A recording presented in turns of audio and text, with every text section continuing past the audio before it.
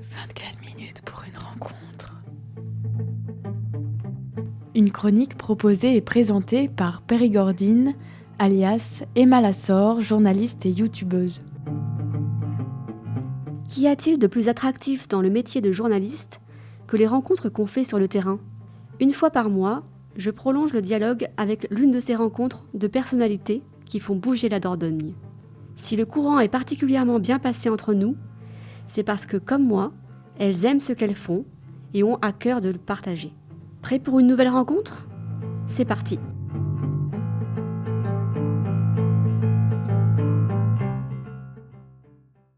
Ma nouvelle invitée a fait du papier son médium de prédilection. Ma nouvelle invitée est la gérante de la papeterie des Arceaux, un lieu de promotion de la culture et des savoir-faire artistiques en milieu rural. Ma nouvelle invitée, c'est Laura Lesson. Bonjour Laura, bienvenue. Bonjour Emma, merci pour l'invitation. Alors Laura, je t'ai présentée comme gérante de la papeterie des Arceaux. C'est un lieu un peu particulier. Dis-nous où c'est. Eh bien, la papeterie des Arceaux déjà se trouve à Grand-Brassac, donc à une 30 minutes de Périgueux.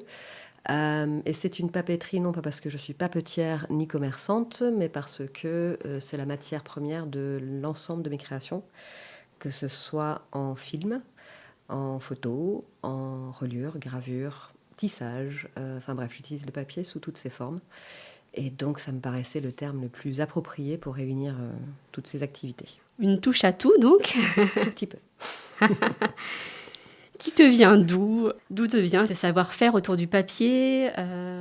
Déjà, la curiosité, je pense, c'est dans mon câblage, dans mon ADN. Et puis, je suis d'une famille de créateurs aussi. Donc, mes 2 parents sont artistes, mon frère aussi, mon mari aussi, mes enfants aussi. Enfin bref, on est dans un monde de créatifs.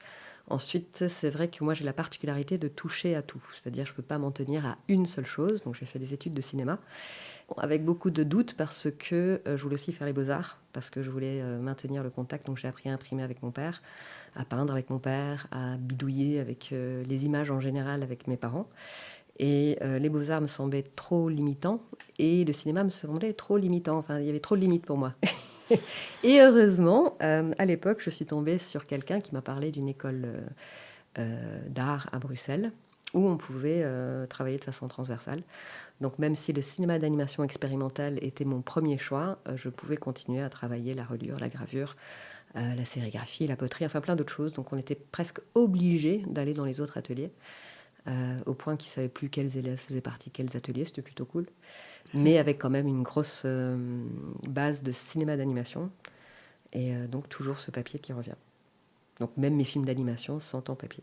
On va revenir sur les techniques d'animation. Je crois que tu utilises un logiciel, La technique, c'est le stop motion. Le stop motion, voilà. Et on n'a pas besoin de logiciel, on peut le faire sans logiciel. Mais évidemment, aujourd'hui, je ne vais pas me priver d'outils qui sont à la disposition de tous. Ce serait dommage. Mais ça reste du stop motion, donc du cinéma traditionnel, image par image, sur 20 titres. Donc on comprend mieux finalement la base de la fabrication d'un film, d'un film animé, C'est la base en fait. Si on a compris ça, on peut faire ensuite on peut passer à du numérique pur. Moi, j'ai jamais fait vraiment de film d'animation numérique, si ce n'est les outils que j'utilise. Toutes les nouveaux logiciels qu'utilisent les jeunes aujourd'hui, j'y connais rien. Par contre, quand je les reçois en stage à la maison, ils sont toujours épatés de savoir que finalement, ils n'avaient pas besoin d'investir dans des gros logiciels qui coûtent super cher ou du gros matériel, qu'avec très peu de choses, on peut déjà faire de l'image animée. Et ça, on a tendance à l'oublier parce que les outils, c'est cool. C'est cool que tous ces outils soient de plus en plus accessibles à tous. Mais du coup, finalement, on oublie comment tenir un crayon et un papier, quoi. La base. Ouais. Alors, on va y revenir. Tu parlais de tes parents, peut-être tu peux les nommer Alors, mon père, c'est Laurence Lisson, donc vous pouvez découvrir ses tableaux au musée du Périgord, par exemple. Donc, c'est à cause de mes parents que je suis en Dordogne, parce que, of course, I'm completely British, but nobody knows it. Et donc, à l'âge de 7 ans, ils ont décidé de venir... Enfin, moi, j'avais 7 ans. Ils avaient bien plus, bien sûr. Ils ont décidé de venir en Dordogne après avoir fait le tour de l'Europe. En fait, pur hasard. Ils ont rencontré des gens adorables du côté du Possacois et ils ne sont plus jamais repartis. D'autant plus mon père encore moins, puisqu'il est enterré à Possac. Il est décédé en 97. Et donc, tous les 2 artistes, ils ont quitté l'Angleterre du Nord pour plus de lumière et avoir la possibilité de travailler plus pour eux, parce que donc ils étaient tous les deux professeurs aux Beaux-Arts. Le système politique de l'époque aussi était très rude sur les artistes et les intellectuels, donc un peu ras-le-bol. Manque de lumière, donc manque de liberté aussi, d'expression, etc. Donc ils ont décidé de partir tout simplement. Et au départ, on aurait dû se retrouver en Italie ou en Espagne. Eh ben non, ça a été la Dordogne, voilà. Mais donc mon père est un peintre assez reconnu. Donc vous pouvez découvrir au moins une de ses toiles au musée du Périgord, au MAP, pardon. Il y en a plusieurs étalés sur la ville, mais il y en a un visible. Et le travail de ma mère est visible un peu partout. Donc ma mère est aussi peintre, mais elle est retournée de l'autre côté de la Manche. Donc maintenant, elle est à Cardiff. Et elle continue à pratiquer aujourd'hui son art. D'accord. Mais tous les deux déjà pédagogues. Donc c'est peut-être aussi ça. Pour moi, c'est normal de faire passer ce qu'on sait. De transmettre. De transmettre. Et un de savoir-faire. Ouais, Ouais. tout à fait. Donc tout ça se passe à Grand Brassac, où vous êtes installé depuis une vingtaine d'années. Alors, sur la commune de Grand Brassac, on y est depuis 2005, exactement, donc exactement 20 ans. Ensuite, la maison de Grand Brassac, donc la papeterie des Arceaux, on y est depuis 11 ans. Et l'espace atelier est venu après. Alors, en fait, on habitait d'abord le petit village de Rénamont, que beaucoup de gens connaissent pour la guinguette, et on avait une super chouette petite maison, mais pas de place d'atelier. Et c'est simplement en parlant avec des amis qu'on s'est rendu compte qu'il y avait un vieil hôtel-restaurant-bar à vendre, mais qui était en piteux état à l'époque, mais qui avait potentiellement beaucoup d'espace. Et évidemment, je l'ai vu et j'ai voulu avoir tout cet espace, qui aujourd'hui s'avère un petit peu trop grand, mais ça a été un beau projet, un super projet, parce que ça m'a permis aussi à nouveau de faire plein de projets transversaux, c'est-à-dire aussi inviter des musiciens à travailler dans mon atelier, à laisser la place à d'autres artistes qui ont moins de place chez eux pour faire leur propre boulot. Enfin, voilà, ça m'a permis une ouverture que j'aurais pas pu avoir dans un tout petit atelier ailleurs. Parce qu'avant, tu proposais tes services avec une grande mobilité, quoi. C'est moi qui me déplaçais. Voilà, et c'est je ça. faisais essentiellement, donc à l'époque, pour le coup, je réduisais un peu ma palette à simplement le cinéma, les langues, l'apprentissage et des petits ateliers très spécifiques, mais ailleurs. Donc c'est moi qui me rendais sur place. Et ça coupait la possibilité de faire de la gravure, de faire de la reliure, de faire plein de choses, parce qu'évidemment, les outils, on ne peut pas toujours tout trimballer avec soi. Alors on peut, bien sûr, mais c'est un peu lourd. Donc là, depuis, allez, ça fait 8 ans, ça fera 8 ans, presque 9 ans que la papeterie est ouverte. Non, qu'est-ce que je dis 8 ans que la papeterie est ouverte. Et donc les gens viennent à moi. C'est plus moi qui vais à eux, c'est eux qui viennent à moi. Alors je continue à aller dans les écoles, à aller dans les centres socioculturels, enfin partout, on me demande. Mais l'essentiel se passe quand même à domicile. Alors pour ceux qui n'ont pas eu la chance de rentrer à la papeterie des Arceaux, c'est un lieu assez éclectique, étrange, un lieu qu'on verrait plus en métropole, dans une grande métropole. Mais en fait, voilà, ça se passe à Grand Brassac, un village de 550 habitants. Et pourtant, voilà, tu proposes une palette de savoir-faire, en fait, d'ateliers. Il y a une boutique aussi, avant. Des éditions qu'on connaît mal, ou des éditions indépendantes. On ne s'attend pas, quand on vient à Grand Brassac, à tomber sur une papeterie comme la papeterie des Arceaux. Et voilà, c'est une volonté aussi, j'imagine. Étant du milieu rural, j'ai toujours revendiqué le fait qu'il n'y a pas besoin d'être en ville que pour avoir accès à des savoir-faire, à des cultures, à plein de choses. Et il y a énormément d'artistes qui travaillent en milieu rural, qui ont des ateliers. Et les gens ne se déplacent que lorsqu'il y a des événements ou je ne sais quoi d'autre. C'est vrai que la boutique en soi ne m'apporte rien, si ce n'est l'ouverture vers un espace qui est assez difficile d'accès pour des personnes un peu timides ou qui n'ont pas l'habitude. Et c'est aussi un endroit où donc mon mari a une maison d'édition, enfin fait partie d'une maison d'édition qui s'appelle Le Frémoc, j'en fais partie aussi. Et ça permettait aussi de rendre accessible leurs bouquins qui, comme c'est une petite maison d'édition indépendante, forcément tous les libraires ne peuvent pas se permettre de les avoir sur les étalages. Ben moi si, j'ai la place. Et puis en plus, j'en fais partie, donc c'est assez facile à voir. Et donc, oui, c'est une ouverture vers autre chose. Et tu n'es pas la seule à dire que c'est complètement inattendu. Et il y a plein de gens qui m'invitent à venir en ville et ouvrir la même chose. Mais je ne ferais pas la même chose en ville si j'habitais en ville, parce que justement, il me faut mon espace d'atelier. Et alors, si j'ai une boutique, je n'ai plus d'atelier parce que je passerai mon temps dans la boutique. Alors, on va en parler. Parce que tu as envie de déménager. C'est un projet. Alors, emmène-toi avec moi. Alors, de t'approcher de la ville. Ouais, c'est s'approcher de la ville. Alors d'abord pour des raisons, on va dire, familiales et économiques. Ça va simplifier notre vie parce que même si là, on touche à un idéal quand même au niveau de l'espace, du rythme de la vie sans les enfants. Ne faites pas d'enfants. Non, je rigole. Faites des enfants, mais plus ils grandissent. Donc, tant qu'ils étaient petits, tout était géré pour eux Tout était géré. Il y avait le système de bus, de cantine, c'était génial. Ils passaient leur journée pris en charge, vraiment de la porte de la maison, enfin du pas de la porte jusqu'à l'école et au retour aussi. Et ils avaient tous leurs copains aux alentours, donc 3-4 km à vélo, c'était cool. Maintenant qu'ils sont grands, eh ben, les systèmes de bus s'éloignent de plus en plus, ils s'approchent de plus en plus des villes. Et il faut admettre que même s'il y a un service de bus et de train, eh ben, il faut d'abord faire 10-20 minutes de voiture avant d'y accéder. Et comme disent mes enfants, mes mamans, c'est qu'à 10 minutes. Pour eux, c'est 10 minutes, mais pour moi, c'est 20 minutes aller-retour, plus 10 minutes d'attente. Donc, c'est une demi-heure de mon temps perdu. Et ça, c'est pour le bus. Il n'y en a que 3 par jour. Si on rate le bus, eh ben, on est bon pour aller jusqu'à Périgueux nous-mêmes. Et pareil pour le train. Le train, donc, c'est Saint-Astier, donc c'est 20-25 minutes. Donc, c'est 1 heure aller-retour avec un peu d'attente. Et si on rate le train, ben là, c'est les enfants qui poireautent. Donc, c'est vrai qu'au niveau, on va dire, logistique, ça n'a plus de sens. Ensuite, au niveau de ce que j'ai voulu mettre en place et prouver que c'était possible, ça a carrément du sens. Et j'y reviendrai. Bouger de là, c'est jamais qu'un chapitre.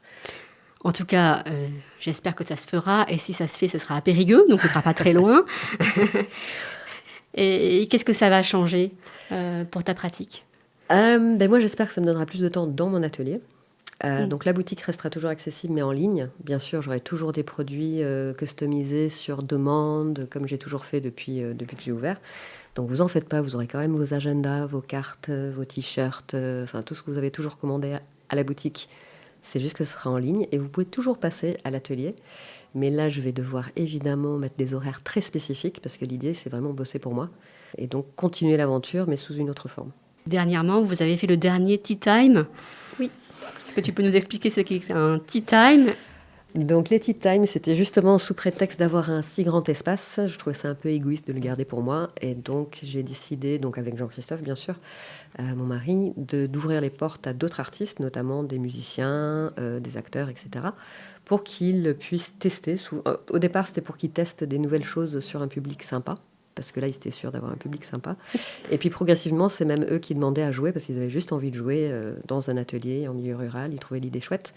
Et un tea time, parce qu'on fait ça toujours un dimanche, c'est au chapeau, c'est sans aide, c'est au minima, quoi. C'est DIY et c'est cool. Et c'est assez familial. En même temps, on a toujours des nouvelles personnes qui profitent de l'occasion justement pour sortir des villes et aller en milieu rural, parce que les ruraux viennent souvent en ville, mais les citadins, si on peut appeler Périgueux, c'est particulier Périgueux, c'est une ville rurale, mais je pense que les Périgourdins de Périgueux sortent très peu de leur ville. Et c'est dommage, parce qu'il y a plein de super choses qui se passent en milieu rural. Et ça, c'est encore une autre raison de bouger, c'est-à-dire que le public que j'ai actuellement à Grand Brassac, qui vient en atelier avec moi régulièrement et qui en redemande, me suivront où que j'aille. Par contre, je sais que si je me rapproche de Périgueux, je vais pouvoir toucher des publics qui, parfois, n'ont pas de véhicule pour sortir en milieu rural, ou parfois ont juste la flemme, il faut le dire. Et donc, ceux-là, peut-être qu'ils vont découvrir quelque chose qu'ils n'ont pas pu découvrir jusqu'à présent. Donc, on va suivre ça de très près. Et donc, si quelqu'un va acheter une magnifique maison en milieu rural, contactez-moi. Tout à fait. Je pense qu'elle est dans le circuit des agences immobilières. Pas encore. Pour l'instant, c'est juste nous, mais n'hésitez pas. Et bientôt. Puis, il faut trouver aussi la perle rare à Périgueux ou ses alentours. Alors, j'en ai visité plusieurs. J'en ai vu plusieurs maisons où c'est tout à fait possible de faire un projet. Ensuite, évidemment, j'ai toujours les yeux plus gros que le ventre et je tombe toujours sur des maisons qui vont encore demander énormément de travaux avant de pouvoir faire ce que je veux. Mais j'ai confiance. Je sais bien que quand tout sera in motion, quand tout sera mis en mouvement, ça prendra forme. Ça a toujours été le cas, il n'y a pas de raison cette fois-ci. Je voulais revenir avec toi, Laura, sur les différents groupes que tu fais jouer dans ton, comment on appelle ça, Tea Time. Ce sont des groupes un peu expérimentaux. Raconte-nous comment tu les choisis. Et est-ce qu'on peut... Je les choisis pas vraiment, en fait. Ceux qui choisissent aussi de venir là, qui ont envie. Souvent, c'est autour d'un échange. C'est parce qu'on a travaillé ensemble sur d'autres projets ou qu'on s'est rencontrés à un autre concert. C'est du bouche à oreille souvent. Ensuite, c'est souvent des musiciens qui ont envie de tester quelque chose de nouveau, qui n'ont pas encore eu de vraies grosses dates payantes et tout, et tout, et tout. Et donc, ça leur permet de se confronter à un public adorable, parce que tous les gens qui viennent chez moi sont adorables. Et dans des conditions un peu différentes aussi. Donc, de ne pas avoir quelque chose de trop lourd, c'est du DIY, c'est l'autonomie. Et puis évidemment, ils sont dorlotés sur place. Mais on a eu des choses très très différentes. On a eu du punk, on a eu de l'expérimental, de l'électro, des chansons à texte, du folk. Et puis là, le dernier groupe, donc les 3 derniers, on a eu quand même du jazzy folk avec des voisins d'ailleurs qui voulaient essayer quelque chose de différent. Tu peux les citer? Endless Tide. Franck et Virginie Brody, que j'ai interviewé sur cette émission. Ensuite, après eux, je pense que nous avons eu Polyhound, qui est Gilles, donc un ami Gilles Ozou, qui est aussi du Périgord. Et le tout dernier, donc c'était Fauna Flore. Et Fauna Flore, pareil, c'est des amis qui sont maintenant dans les Pyrénées. Mais Vincent, donc le bassiste du groupe, est aussi un des fondateurs de la maison d'édition du Frémoc. Et donc c'est comme ça. Donc lui et sa compagne Léo ont monté un groupe il y a 2-3 ans. Et donc ils commencent gentiment à tourner. Et c'était l'occasion et de se revoir entre copains et de proposer quelque chose de différent parce que leur spectacle est assez éclectique aussi. Donc c'est presque du théâtre chanté. Il y a beaucoup de voix, de textes. C'est très engagé. Et nous, on adore. Comme tout ce qu'on fait venir, de toute façon, on adore. Mais des styles très, très différents. Donc, il y a des gens qui viennent d'un concert à l'autre en disant « Ouais, cool du punk ». Et puis, en fait, non, ils tombent sur du folk. « Ah, ben oui, tant pis pour vous ». Ou qui ont vu de l'électro et qui pensent qu'on va toujours faire de l'électro. Et puis, en fait, non, on fait plein de choses différentes. Fauna Flore, ça nous donne envie un peu d'écouter. Est-ce qu'on peut avoir un Je pense que ça ne posera aucun problème si on passe des extraits de Fauna Flore. Écoutons, on se retrouve ensuite.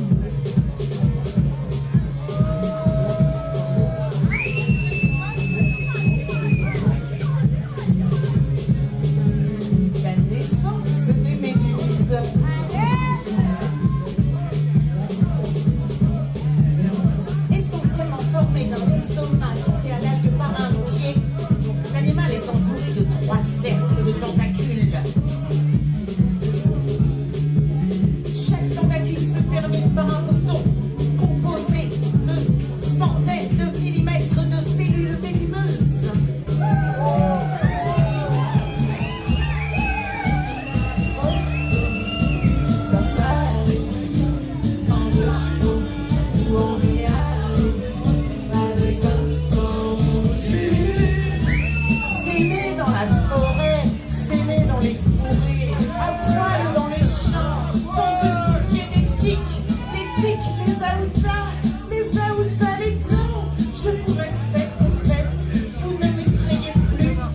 n'est jamais méchant. Et si tel bus, scarabée, lucane, libellule, hanneton, guêpe-mouche, fourmi, vient de son propre chef, arpenter lentement, explorer le creux de mes essais.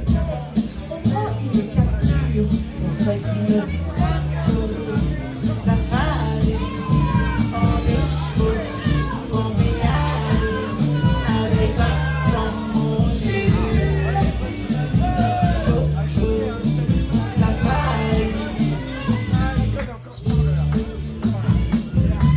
On se sent plus fort qu'en expérience. On sait qui mange qui. Je n'ai plus peur des loups, des rats, des chiens, des pans. Je n'ai plus peur de vous, dauphins, punaises, ours, requins, scolopendres. Nous pouvons nous entendre. Chassez le naturel, il revient au galop. Si c'est bon pour vous et que ça va trop loin, restez dans la voiture.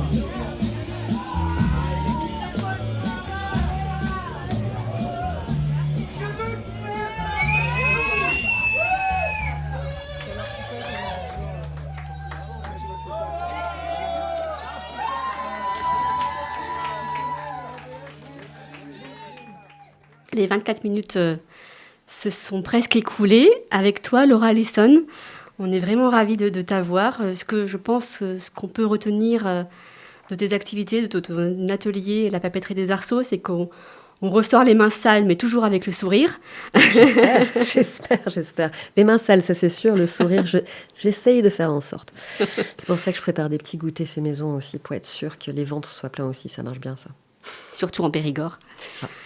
On peut suivre tes actualités sur ton site internet, la Ouais. papeterie des arceaux, si on tape ça sur Tout à fait, papeteriedesarceaux.com. un moteur de recherche. Je dois avouer que je suis un peu flemmarde en ce moment. Je mets moins d'infos que d'habitude, mais je fais une newsletter au moins, on va dire 4 fois par an pour annoncer soit des événements un peu particuliers, soit dire qu'on est toujours vivant et qu'on propose des choses, comme d'hab. Et faut pas hésiter je sais pas comment on dit, à s'inscrire sur la newsletter. S'abonner. Évidemment, vous pouvez l'enlever si elle vous ennuie, parce que c'est un peu particulier, comme tout ce qu'on fait. Tout ce qui est fait à la papeterie des arceaux n'est pas forcément dans les cases habituelles. Et je vous en veux absolument pas si vous n'aimez pas. Mais il faut essayer pour savoir. C'est le principe de la poésie, faire toujours un pas de côté. C'est ça, exactement. Merci beaucoup, Laura Allison, de nous avoir partagé ton art, tes savoir-faire, ta bonne humeur. Et on espère te voir à Périgueux Mais très d'ailleurs, bientôt. toi, tu peux parler de ton expérience en atelier. Tu es venue faire une relure Je toi-même peux avec tes témoigner, petites mains. effectivement, j'ai participé à un atelier de relure et je me suis rendu compte que c'était pas si évident que ça, en fait. Tu as fait 2 ateliers. 2 ateliers Tu et as fait un atelier Zang Zang Bao. et un, oui, de pliage. Zang Zang Bao, c'était comme un portefeuille, en fait, avec plein de petites poches. Ce qu'on appelle un carnet à secret. Ouais. C'est les carnets de brodeuses où on cache des choses dedans. Tout en papier, bien sûr. Voilà, on peut faire des agendas, on peut faire des t-shirts imprimés. Reliure, gravure bois, gravure lino, monotype, colographie. Bon, et certainement plein d'autres choses. Faut aller voir sur le site. Ou passer Allez. un coup de fil. Allez voir sur le site. Merci beaucoup, Laura. Merci, Emma. 24 minutes pour une rencontre. Une chronique proposée et présentée par Périgordine, alias Emma Lassor, journaliste et youtubeuse.